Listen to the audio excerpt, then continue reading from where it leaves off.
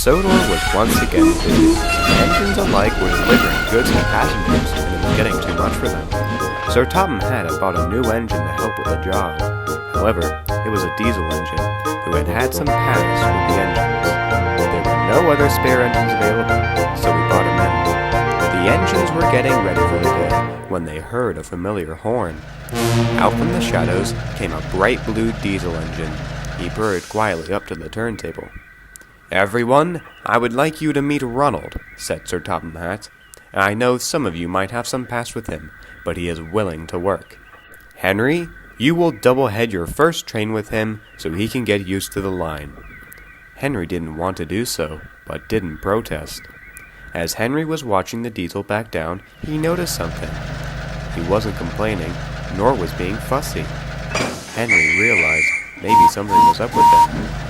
As they continued on the journey, he still was quiet. Henry decided to ask him if something was up when they reached Wellsworth Yards. "Excuse me, Ronald, isn't it?" Yes. "You seem upset. What's the matter?" Well, I don't know how the other engines will react to me. I've had a past with some of them, but I don't know what they'll think of me now." "Don't worry about it," said Henry. "I know that engines can let go of their past. You just need to express how you feel." But another thing I'm afraid of is how the diesels will react to my kind sort of steam engines. They have been brainwashed into thinking steam engines are very bad and are the worst engines in existence. "Your opinions matter," said Henry. "Tell those diesel engines that it's what you think and that they can't change it. Also, I have a question for you. Why were you brought here?" I was going to be scrapped. They're replacing many diesel engines with electric ones, and I was taking off passenger duties. Soon enough, British Rails had no use for me, and they sent me for scrap. I realized what you go through, and all the thoughts of scrap and being cold and alone. That's how I felt, until your controller saved me. I'm grateful for him for giving me a new lease on life, and I want to show the other engines too." "I see. We could talk to the other engines at the sheds tonight."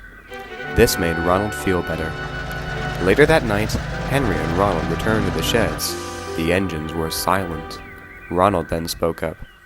"Everyone at this shed that hates me? I'm sorry. You don't have to accept my apology, but it would be greatly appreciated. I also can't really say anything else, other than I'm sorry." The engines looked at each other and smiled. "I forgive you. Me too. Me 3. Henry winked at him. "We'll practice with the other diesels on the mainland tomorrow." The next morning, Henry and Ronald were waiting at a signal on the other railway when a diesel that both engines knew pulled up alongside. Well, a clean engine, but not a sensible one." "Hey man, back off him!" "Back off yourself, spam can. Those stupid steam engines are brainwashing you into thinking you're good, but really, they want to scrap you." "Are you serious? Do you even think before you speak? Listen to you. You're saying that we will scrap diesel engines?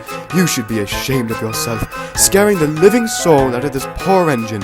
You shouldn't be allowed here or to run on rails. I suggest once that signal changes, you get going quickly." The diesel was speechless and did just what the green engine told him. Ronald was very surprised. "Henry, how did you—" "Some engines have a breaking point. The diesel was being very rude to you, something you don't deserve." "Thank you, Henry." And a tear came down the big diesel's eye.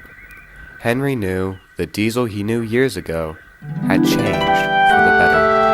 Now Ronald works on Sir Topham Hatt's railway, and he runs passenger trains and goods trains throughout the island. He is very happy, and is very glad